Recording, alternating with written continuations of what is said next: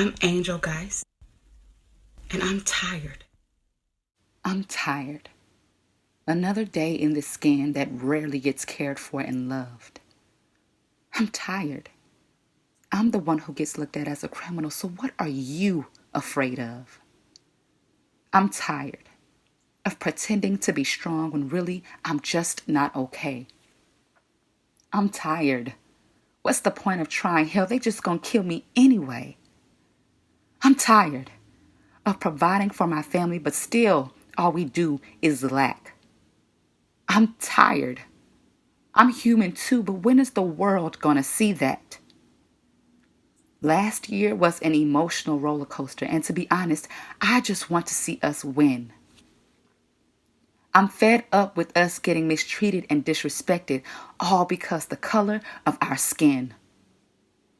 Being black sometimes gets exhausting. I mean, come on, man, I just want to live. Especially when all you do is take from us, and it seems that all we do is give and give and give. I want to be able to freely walk down the street and boldly speak my mind without fear of getting killed. I'm doing the inner work on myself, but if y'all keep trying to kill me, how am I supposed to heal? Y'all. Yes, y'all, the ones who keep putting the guns to our heads and pulling the trigger. Am I really supposed to succeed in this world when all you see me as is just another nigga? Okay, I'm trying to stay calm, meditate, do my breathing exercise.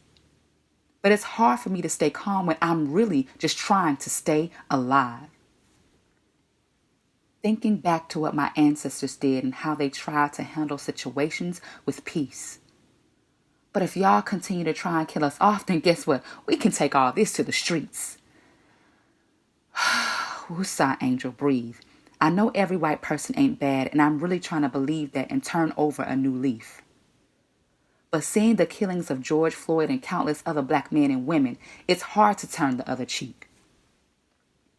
Rosa Parks, Jesse Jackson, Malcolm X, and all black activists just needed some love and respect. They fought, protested, got beaten, and went to jail for freedom we still ain't got yet. I can't even imagine the pain, the hurt, the trauma they went through just to be considered human. So if you see us taking time for our mental and emotional health, that's exactly what we should be doing. Because of all this trauma passed down to me, I have to constantly be reminded that I am enough. I can be free. I can be open. I can be vulnerable. I don't always have to be so tough. But toughness has been instilled within us because at any given moment, our enemies can attack. I wish the world wasn't so crazy. I wish it didn't have to be like that. Like Martin Luther King Jr., I have a dream that we can all get along and exist on this earth as one human race, one people. That color won't even matter. We'd all be considered as equal. We'd love each other, respect one another. No crime, no war, no hate. We'd erase all the bad we've done and start over with a clean slate. To be honest, everyone isn't hateful, and we all just need to be loved. For black and brown people are human beings too, just not some hateful, harmful thugs. It's about time we start caring for each other more. It's time we have each other's back. What a time to be alive right now. What a time to be young, gifted, and black.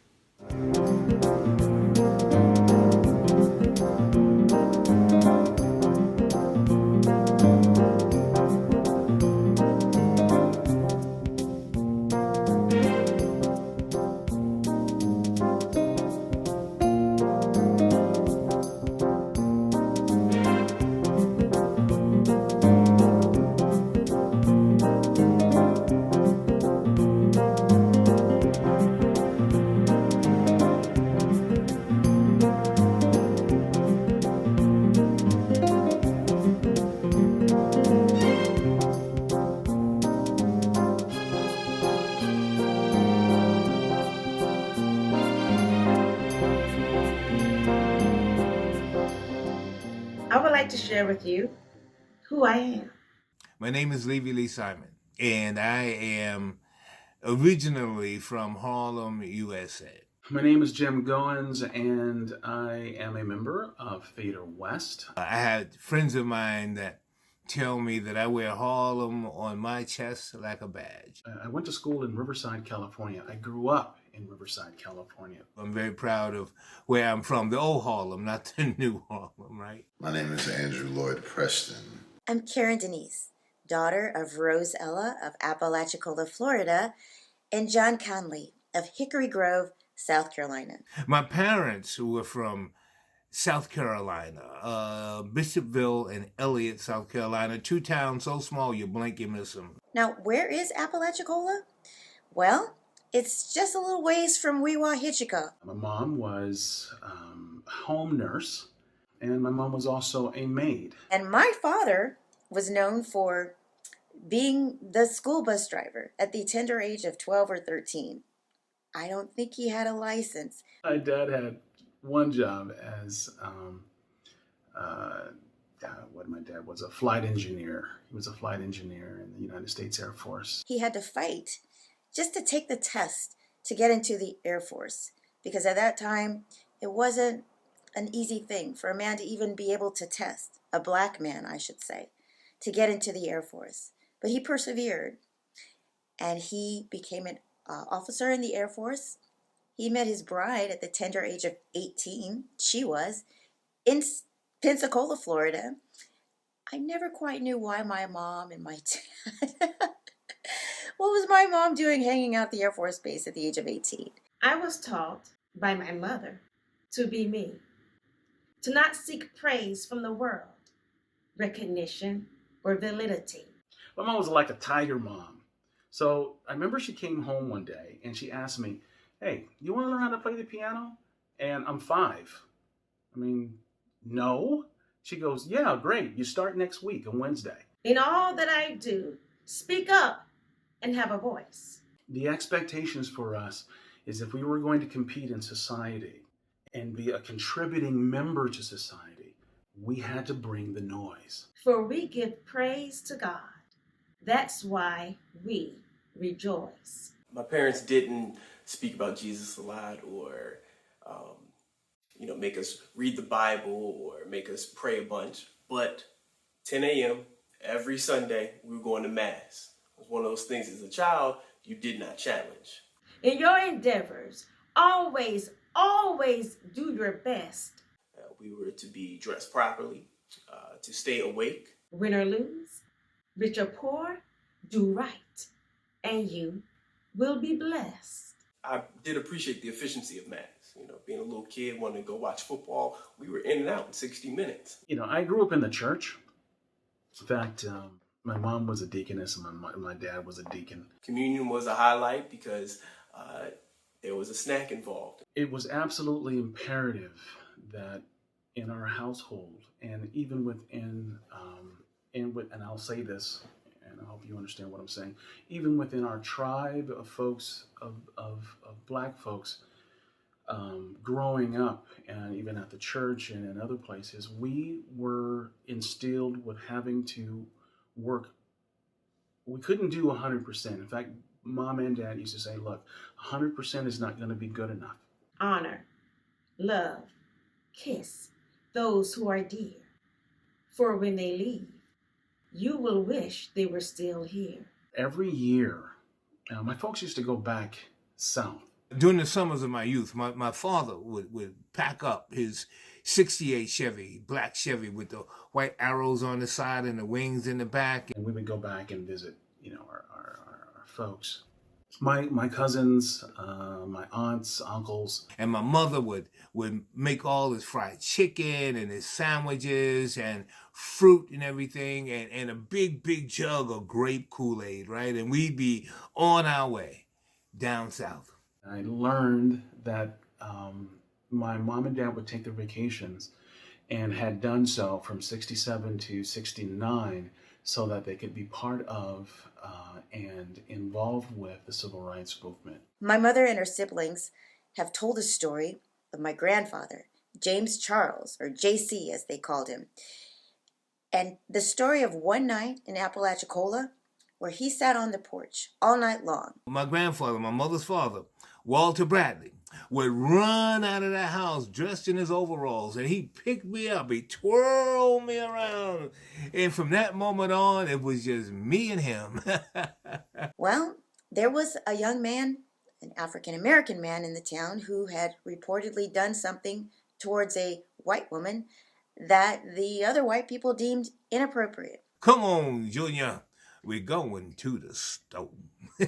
And we get in his green Ford and we drive down to that country store, which was 2 miles down the road a piece. So that young man ran to my grandparents' house and hid under a bed. And as the sheriff, law enforcement, came looking for this young man, my grandfather sat on that porch all night long, as the story goes, with a shotgun under the porch swing. And when they came and stood in the yard and said, "JC, bring him out," my grandfather, who was known to have a little bit of, let's call it a chutzpah, said, "If you want him, you're going to have to come through me." So that young man lived through the night. We get there, now the white store owner, he friendly enough. He said, "Hey there, Walter, how you doing?" "Oh, fine, Mr. Jennings, just fine. How you?" "Oh, I'll just fair to middling. Who's that you got there with you?" "Oh, this my grandson. He come all the way down to visit me from New York." "Oh, New York, huh? What's your name, boy?" "Levy." "Levy? Well, that's a good name. That's a biblical name. Mm-hmm. Well, you go on. You have a good time with your grandpa. He's a good boy." Did he just call my grandfather a boy? My mother's mother put in her a will to do for self, to not be dependent on others. Count the heads. Sometimes no one will be left. They had this red Coca-Cola icebox. And my grandfather would lift up that lid and grab me by my legs, and he said, "Reach down there and get 2 cold ones." And I reach my little hands down to all that water and ice, and I come back up with 2 very cold and wet Coca-Cola bottles. And we open those bottles on the side of the icebox and then go out to his car and turn those sodas up. I remember it used to be burn going down because it was strong and bubbles would come up out of my nose. My grandfather would turn his up, drink half the bottle, and bring it down with a big Boy, if there's anything better than a Coca-Cola, I don't want to know about it. My grandmother, who was a housemaid, similar to those ladies in the uniforms of the help. And I remember seeing my grandmother, Caroline, in that uniform. But I never saw her without her dignity, without her faith, without her smile and her humor. We get back to that front yard and my mother would hop off that porch. "I thought I told you not to buy that boy no Coca-Cola." "Shoot, ain't gonna hurt him. Come on, Junior, pay them no mind." And we go off and feed the hogs or the pigs or something, or the chickens or something. Me with my Coca-Cola and my bag of candy. Walter Bradley. Wow, he was born in 1898. He died in 1980. He couldn't read or write, and he came up through that, signed his name with an X, came up through the sharecropping system, but he bought his way out of that, acquired his own land, built his own house, and raised his 8 children with my beautiful, lovely grandmother, Ella Bradley. Yeah. I can only imagine the kind of racism he saw in his lifetime. But he was a special man. And he treated me special. Troubles, trials, tribulations that cause us despair. In the cool of the starry night, before you go to bed, just whisper a prayer. You know, I'd always noticed we were one of the few Black Catholic families in our community. And while our community was very diverse and tolerant, progressive in many ways, you know, it's still socially, fell into the categories of, well, white people do this and black people do that. I remember my father pulling me aside, and we spent about 20 minutes talking about, hey, certain areas you probably, if you're going here, you may not want to think about going there, or, remember your deportment. Remember how to talk to people. Remember how you're supposed to respond. Don't pull any unnecessary attention to yourself. Love, smile, and forgive. Don't let the sun go down on your anger or happy life. You won't live. So as I'm trying to figure out who I am, and being one of the few black Catholics, it just made me feel like an outcast. I'm definitely ethnically ambiguous, as the industry likes to say. And it made me, unfortunately, start to kind of doubt and question who I was, and I slowly started to, lose my faith and my beliefs. Who you are, where you come from, is the essence of your soul. If you do forget, it can leave a shameful, gaping hole. I was going through an identity issue with a white side of my family saying some really derogatory things about black people, and everyone looking at me to say something, and I didn't know. I didn't know what to say. I didn't know what to do. I didn't want to rock the boat. Black side of my family really didn't rock with me, Alabama in the 80s, having a white woman having a baby by a black man was very frowned upon. So one night, I brought this concern to one of my grandmothers, Miss Francis. Now, Miss Francis is a devoutly religious woman. She would listen to her sermons and her gospel music on the radio whenever she couldn't make it to church. And occasionally, she would take my brother and I to church with her.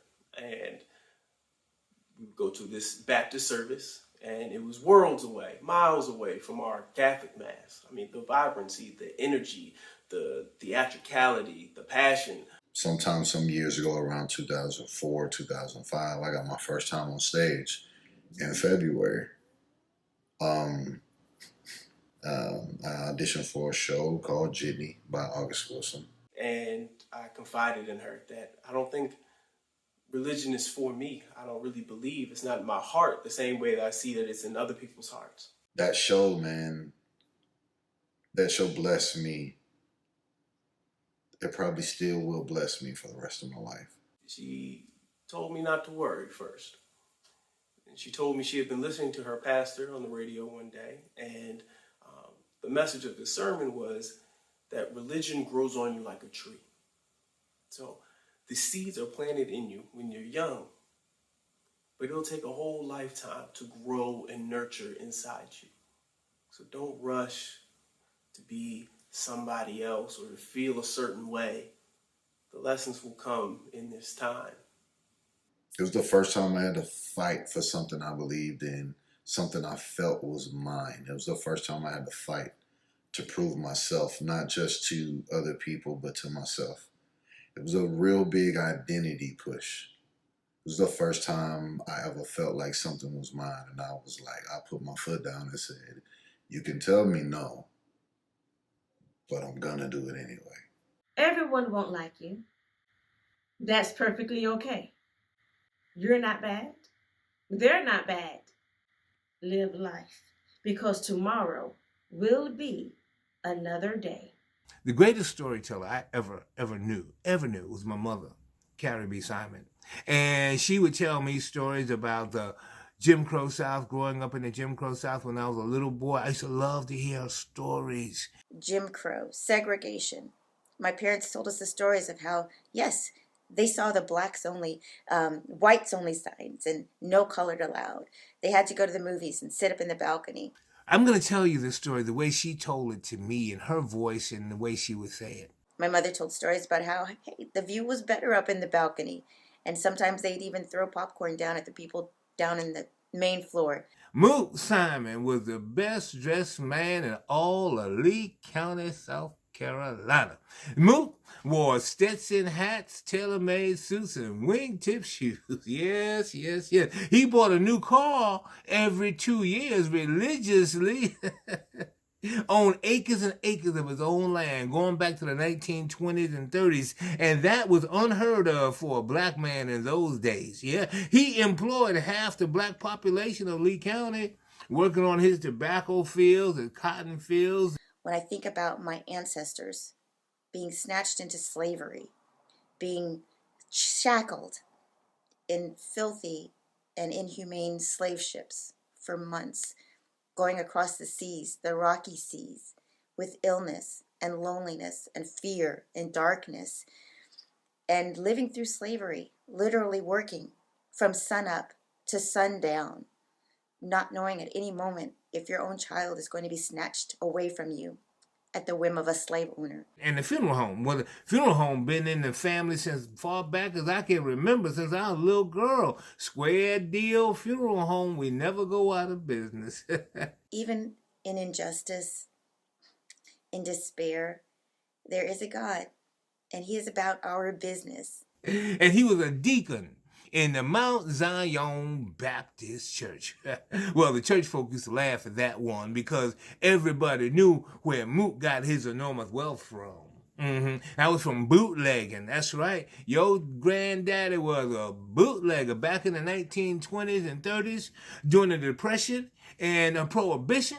Your granddaddy's snake corn liquor was in high demand from white people and black people. A lot of us like to say that the prayers, not just of our parents and our grandparents, but our great-great-grandparents are reverberating through our souls to this day. So, it was 1947, thereabouts, and me and your Aunt Geneva was home from break and going to college in Columbia. I went to Allen University, and she went to Benedict.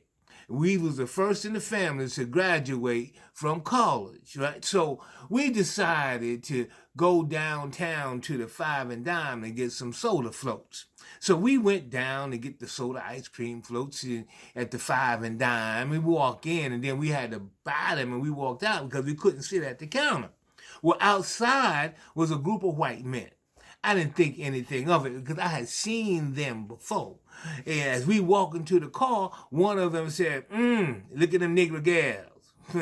I'm about to lose my religion for what I'm thinking. Might have to get me some of that. My mother has a reputation for having her own degree of chutzpah, or honoriness, we like to call it. You know your Aunt Geneva, she gonna have to have the last word every time. And she turned around and said, well, you wouldn't know what to do with that little pecker you got, no way. And I remember the times when I was with her and we faced the injustices of a store clerk who either watched us like a hawk or just ignored us. My mother would be so flippant and say, well, I'm glad I don't have to work on the weekends. We get in the car and we drive home. Geneva driving. And I happen to look through the side view mirror. And lo and behold, I turn around and 4 carloads of white men are following us. I tell Geneva, I said, Geneva, you're going to have to speed up. She would buy things sometimes just to show the people that she was able to. Finally, we turn off the highway onto that long dirt road that leads to Moot's house. But they was right behind us. And I said, Geneva? But they persevered. And I think that's what I admire about my parents. The fact that they persevered. But Geneva, she got her foot on the pedal. She got the pedal to the metal. We finally turned into that front yard, got out of that car, and ran in the house and locked the door. They come in right behind us, right? They come in right behind us where the 2 big pecan trees in the front yard. They get out and they just acting like a bunch of wild dogs.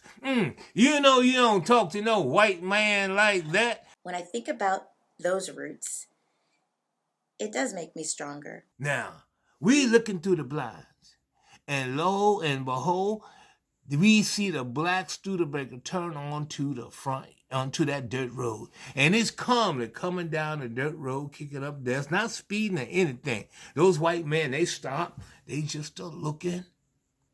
Finally, the car turned into the dirt, into the front yard. the front driver door opens, and out stepped a pair of blue and white wingtip shoes. I think a lot of African Americans have that strength. And the white fedora of Moot. He tipped his hat, evening, gentlemen, and walked in the house. And those white men, they looking, they ain't never seen no colored man like this colored man before. They just looking. And one of them said, "You better send them gals out here if you know what's good for you." Well, when he walked in the house, he didn't even look at us, but he walked back out onto that porch with a double-barrel shotgun. He loaded it right in front of them, too, and cocked it closed. "May I help you?" Lord, them white men didn't know what to do. They started shifting from one leg to the next leg, and finally one of them said, "I think we on Moot Simon's property." They got in their cars without saying a word, and they just took off. Yeah, now that was your granddaddy. You can't win everything. Sometimes you will lose. That's how the world works. Your attitude about it, that you get to choose. Zora Neale Hurston said there's nothing like the strength of a Northern Florida woman. And I like to think about that Northern Florida energy, that Hickory Grove energy, that African energy flowing through my veins. My mother told me stories about that, about Moot, and a bunch of other stories. It said a lot to me about the kind of blood I had flowing through my veins. The humor, the strength, and the faith that my family has always shown is in me, is in my child, and is in this country that we love so much. Don't lie. Don't deceive. Because the truth will find you out. Be integral. Be honorable. Don't worry. Don't doubt. I don't remember Black History Month being a thing at home. Like, it was always a school thing. Our bond was so tight matriculating through college that the underclassmen under us followed suit and did everything we did, and it became kind of the culture of the theater to follow us. One of the greatest things that was a focus for us with Black History Month was understanding that we are part of a legacy. We're trying to charter the Alpha chapter at Alabama State University, which is a HBCU in Alabama, and it would be the first known Black theater company. Not known Black theater company, but Black fraternity for theater. So who am I? Became the question. How do I live Black history and feel a part of it? It's a piece of history that could change one kid's life in the future. The seed is already in me. What Black History Month represents is a wider lens to remind us that all these stories are connected and that we are part of this legacy. If there's one kid out there who's like me, struggling with identity, and they find that fraternity and that group of friends that they've been looking for through that fraternity, then I will have did something to impact a future of, another Black man or girl. And that's very important to me, and it means something to me. It will be our charge when it's our turn to be adults and to have the full impact and full power and proximity to rights that have been fought for hundreds of years. It'll be our turn to pay that forward and do great things for the next generation. I celebrate Black artists, Black searchers for their own truths, human beings who happen to be Black. I celebrate myself, a Black man who's a Black artist, who's also a human being searching for truth in himself. That's what I've been taught and who I am today. Thank you, Mama. Thank you, Grandmama. A great foundation you did lay. The best way to move forward is to learn from everywhere we've been.